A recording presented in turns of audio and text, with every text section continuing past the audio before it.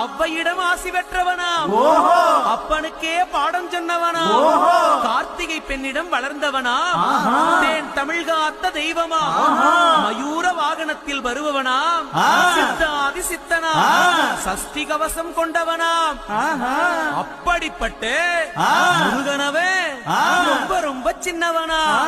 முருகன் சின்ன சின்ன முருகைய சிங்கார முருகைய கொஞ்சி கொஞ்சி தமிழ் பேசும் செந்தில் வடிவேல நம.